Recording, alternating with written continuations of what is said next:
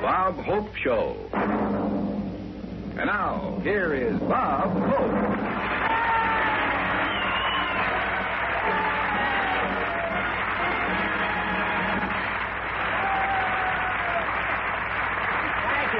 Thank you very, very much, ladies and gentlemen. I'm broadcasting from Walter Reed Army Hospital. Of course, there's romance in the air. One patient thought he was feeling the pangs of love. Then he discovered his nurse was giving him a hypodermic with his back rub. But there's a very new type of hypodermic needle here. It makes the hole so small the doctor can hardly put his foot in it. And the guys here, the patients here, certainly are anxious to return to service, really. One of them was talking to a cute blonde nurse, and I heard him say, "Meet me tonight, honey. I'm ready for active duty."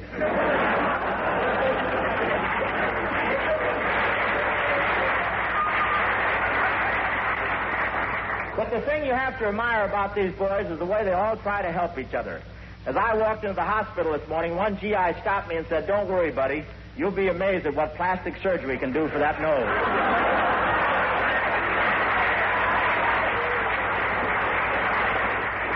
It's really wonderful to be here. Of course, this morning I almost didn't get in. The head doctor saw me walking through the door, took one look at me and said, "Sorry, it's too late." But I snuck in anyway. I didn't want to miss anything while I was here, so I took a sightseeing tour yesterday. We went to the Capitol building and saw the big picture of the signing of the Declaration of Independence in 1776 with all the original signers. As I was looking at it, a little kid tucked in my sleeve and said, "Hey, mister, it's hard to recognize him in those fancy wigs. Which one is Crosby?" He's one of the original members of the Whig Party, you know.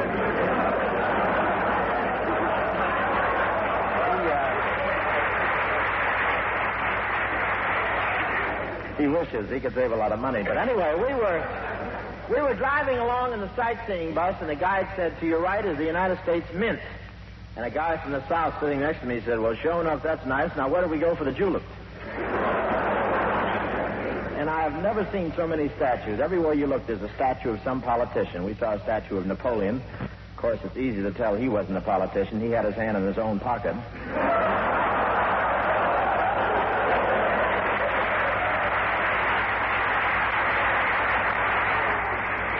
And I dropped into the White House, and I want to tell you the president's really careful about how he spends the taxpayers' money.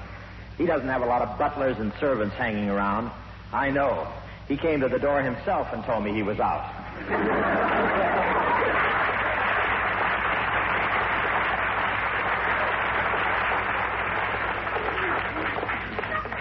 Now, I always look forward to my annual trip to the nation's capital. Gives me a chance to see my guests and dearest friends again. My $5 bills, my $10 bills, my $20 bills. Oh, the pain. Don't get me wrong, I don't mind taxes. I'd sooner pay taxes than eat. I'm just hoping that someday we can afford both.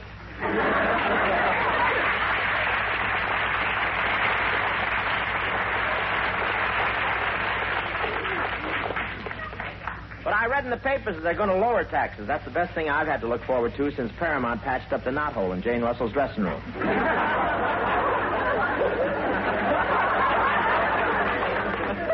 remember me, Mr. Peepers? At least I don't have to worry about the flight. The pilots never have any trouble finding Washington when Congress is in session. The pilot just sticks his hand out of the plane, and when the air gets hot, that's it. And Congress is also trying to outlaw the filibuster. I hear that one congressman has his mouth open so often his wife is having his tongue wallpapered to match the living room. Those filibusters are really something. When they run out of things to say, they start reading. One senator read for 2 days from the racing form, and Congress passed it. The real reason for my visit is to entertain at the annual dinner for the news correspondents. You know what a correspondent is. That's a guy who goes to college for 4 years, studies current events for 2 years more, visits all the capitals of the world, interviews all the famous statesmen, and then meets you on the street and says, "What's new?" All the correspondents will be there except Walter Winchell. He doesn't mix with the others. He's starting his own war. And you know how Walter Winchell rattles that telegraph key when he broadcasts? You should sit next to him when he's got a soup spoon in his hand. By the time he says hello, you've got an eyeball full of chicken broth and an ear full of noodles.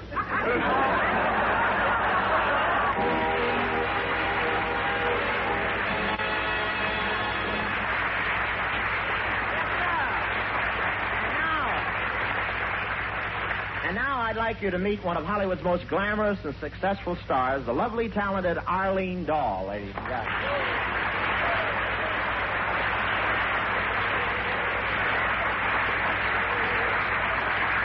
Say, you know, Arlene, we're lucky to have you on our show tonight. You're just about the busiest girl in town, aren't you? Well, I have been rather busy, Bob. You certainly are. You make movies, write a beauty column, and design lingerie. Well, I get lots of ideas. So do I. But tell me, how's your beauty column going, Arlene? Do you have many readers? Oh, well, I hope so. I'm syndicated in about 25 newspapers. Well, what do? Give beauty hints? Mm-hmm. And even advice when people write in for it. Advice? Mm-hmm. Well, just the other day, Bob, I got a letter from a little old man who wanted to know what to do about his wrinkles. Really? What else did Crosby have to say? Well, it wasn't Bing, Bob. Really, Bing wouldn't ask for beauty hints. That's true. He's resigned to his appearance. Mother Nature slipped him a Mickey, and that's that. But let's forget old Hydrogen Head and talk about you. You know, I saw your picture, Sangaree, and I liked it very much. It's such a fine story, I thought we'd do our version of it tonight. Well, do you think you could play a real Southerner, Bob? Can I will fan my brow with a poke chop. Fetch me a mess. I'm just starting, honey. Fetch me a mess of fatback, honey lamb, hush my mouth, and mouth my hush. Stand back or I'll get corn pone all over you. I guess that proves I can handle anything that requires a mouthful of mush. Let's go.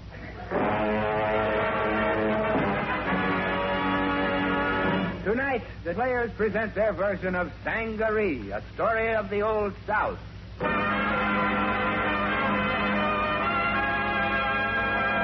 Our story begins on one of the great plantations of the South. A plantation so vast that each year it ships 100 boatloads of cotton from the nearby port of Savannah.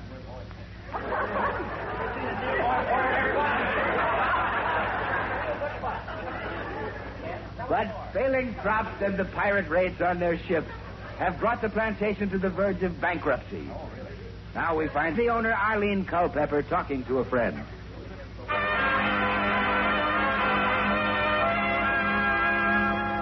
Oh, forgive me if I seem upset, Maggie Lou, but I'm furious. Simply furious. Well, what's wrong, Arlene, honey? To think that bank appointed that man to be the manager of my plantation.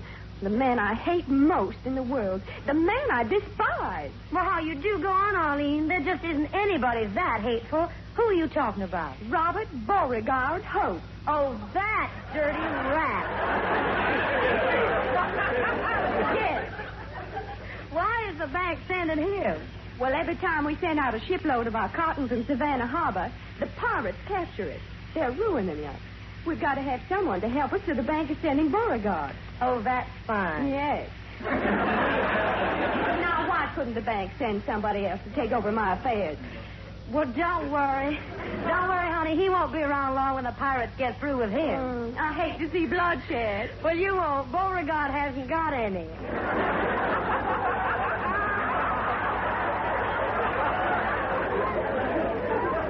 Why, the idea of Beauregard taking over your plantation, why, he's nothing but a carpetbagger. That's right. Why, he's even got a figure like a baggy carpet. Oh, I guess Beauregard isn't so bad. You know, he was real sweet on me before he went up north. Oh, has he been up north? Way up north. Well, how far north? Clean up to New Orleans.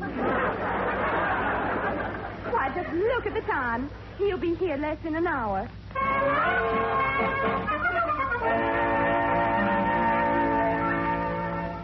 Beg pardon, Missy Culpepper. Yes? A gentleman to see you, ma'am. Mr. Beauregard Hope. Oh. Oh, send him in. Yes, and step this way, sir. Thank you, Luigi.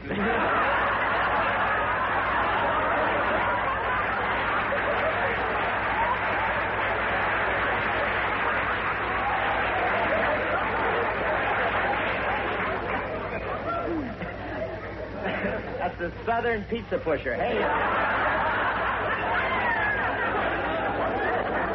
Hello, Arlene, honey.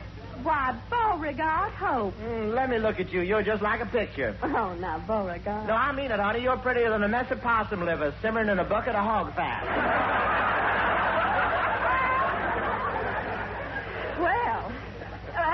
Beauregard. Is it nice to be back? Oh, I'll sure enough is. It's sure enough nice to be back. That is, yowsome, sure enough, sure enough. With a pork chop on the side. Why, you've been away so long, you've lost your southern accent. I'll get it back. I'll put a pound of cotton in my mouth and talk through the fuzz for a while. Now that you're master of the plantation, when are you fixing to move in? Well, right now. What have you got for dinner? I've been traveling a long way. What would you like for dinner, Beauregard? Oh, some real southern cooking. Black-eyed peas, candied yams, some turnip greens, and a slice of ham. A slice of ham. And what would you like for a second course? Now, I tell you... Hey, say, who's this walking up here toward the house? Why, he's the owner of the next plantation. He drops in to visit me once in a while. Come in, Colonel. Afternoon, Miss Culpepper. Afternoon. Oh, have you two met? No, I don't believe we have. Permit me to introduce myself, sir. Shake hands with Colonel William J. Goodwin, 7th Alabama Raiders. Oh, shake hands with Colonel Robert B. Hope. My goodness, you're a fellow Southerner, eh? Oh, don't you believe him, Colonel. He's a no good, come to take my plantation away from me. Oh, not while I'm here to help you, Miss Arlene. Colonel, I'm running this plantation. Get off this property or I'll fetch my bullwhip, and I'll whip you till you're a cherry red. Sir, if you was any kind of a man, instead of forcing yourself on this defenseless woman, you'd enlist in the army and help us fight the Civil War. Yeah, I got news for you. The Civil War is over and the South lost. No. We lost? How did that happen? The loan from Phil Harris didn't come through.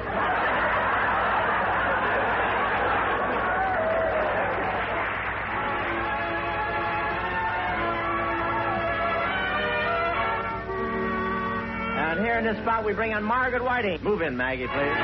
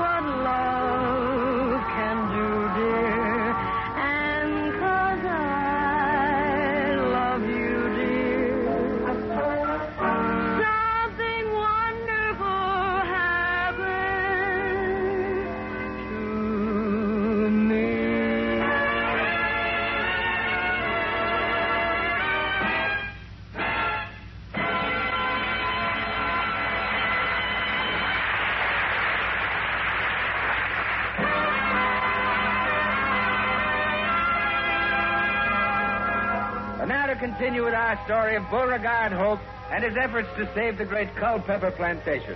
A plantation so huge, it was bounded on the north by the Carolinas. On the east by the ocean. On the south by the Gulf. And on the west by machine guns. Texas was jealous. Yes, I was master of the plantation, but hard times had come. Our cotton was weevily. Our oats were oatsy. And our tobacco wasn't toasted. It wasn't mild. It didn't satisfy. It twisted your T-zone. And of all leading cigarettes, doctors hated it 10 to 1.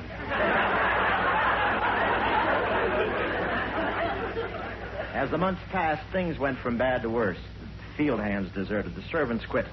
And we were so poor, for mint juleps, we served a tall glass of lighter fluid with a sprig of poison ivy floating on top. It cooled you off, but permanently. Still, I think I could have brought the plantation back to prosperity had it not been for the pirates waiting for our ships outside of Savannah Harbor. It was obvious that I had to make a deal with the pirates, so I decided to leave the plantation and ship out on our next outward-bound vessel. I went down to the Savannah docks and hailed the captain. Ahoy, you! Ahoy, you! Ahoy, you! I'm fine. Ahoy, you!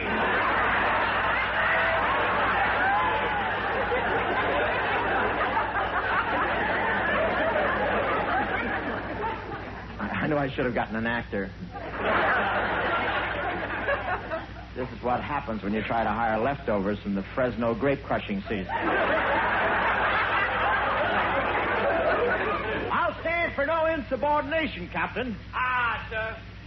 Sometimes I wonder what you really think of me.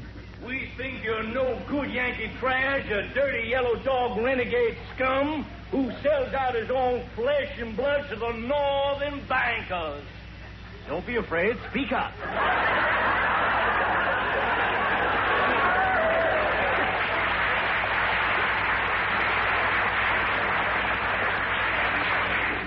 I'm coming aboard, Captain. The way the pirates have been raiding, I think our ships need the supervision of the owner. As you like, sir, but the real owner is already on board. Yeah? Why, Beauregard, are you all making this voyage, too? In your interest, ma'am. Well, have you taken inventory of my cargo? Minute time.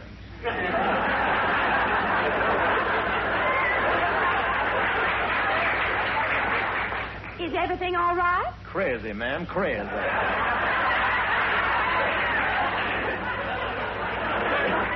fact, I'll go so far as to say it's nervous. From where I stand, everything looks fine. Captain, we're ready to sail whenever you are. Aye, sir. Man the winches. Weigh anchor. Tell me, Beauregard, why do you wear those two great pistols in your belt? I'm expecting trouble from the crew. Today is payday. Who pays the crew? Nobody. That's why I'm expecting trouble.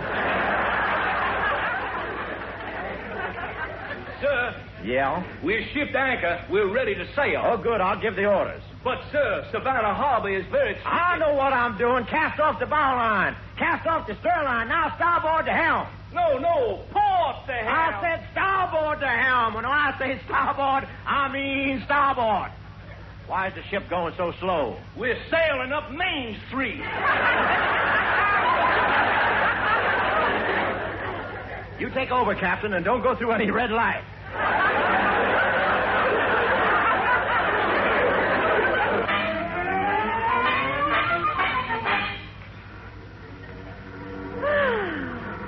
What a beautiful night.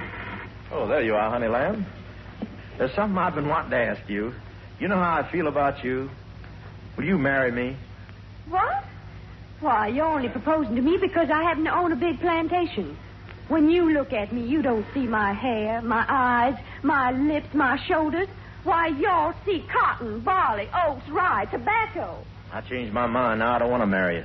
You don't? No, the honeymoon would be too confusing. I'd have to spend a year at agricultural school to learn how to kiss her.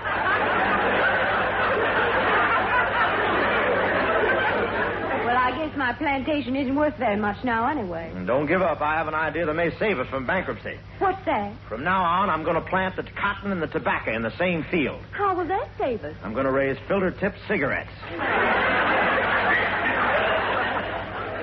Well, are you going to marry me or not? Well, to tell you the truth, Beauregard, I can't make up my mind between you and Colonel Goodwin. I'm warning you. If you don't marry me, I'm in a position to ruin your plantation and spend all your money. Why, Beauregard, would you take unfair advantage of a woman? That, I'm happy to say, is the story of my life.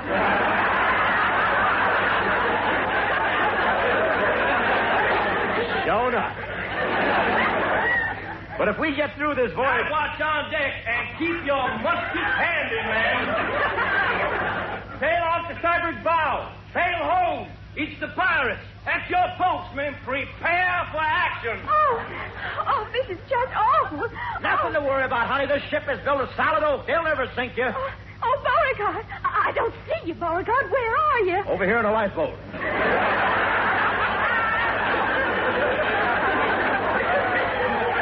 The pirate ship is twice the size of ours, and she's armed with cannon. The only sensible thing to do is surrender. Well, I couldn't think of it. We got to fight now. Stand by to repel boarders. All able-bodied men on deck to fight the pirates.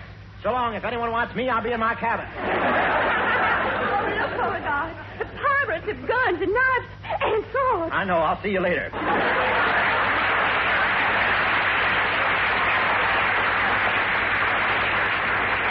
Here they come. They're swarming over the raft. Surrender or we'll cut you to bits. Why, I can't believe it. Why, Colonel Goodwin, are you the leader of all these cutthroats? Well, I'm sorry you had to find out, Miss Arlene, but you're in no danger, ma'am. We're going to spare the women and kill all the men. Honey, child, do you mind if I hide behind your skirt? You there. Who are you?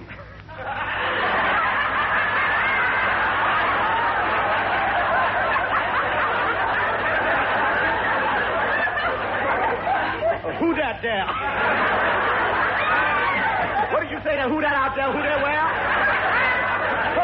You hiding over there. Who are you? Just call me Tallulah, that's all. So it's you, Beauregard Hope. I knew all along you was a coward. Yeah, I'm not afraid of you, Colonel Goodwin. You're not, huh? No, you're asking for it, Beauregard.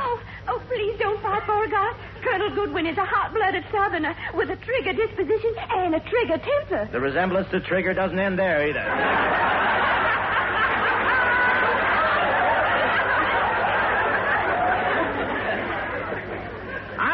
You were the pirate leader. What else can we Southerners do? Our plantations have been taken from us. Our lands are gone. We're penniless. The South is shot to pieces. Don't come whining to me. Draw your gun and start shooting. Very well, sir. You asked for it. Oh, he got me. Oh, Beauregard, are you badly wounded? Where are you hurt? I can't tell you, but now the South is really shot to pieces.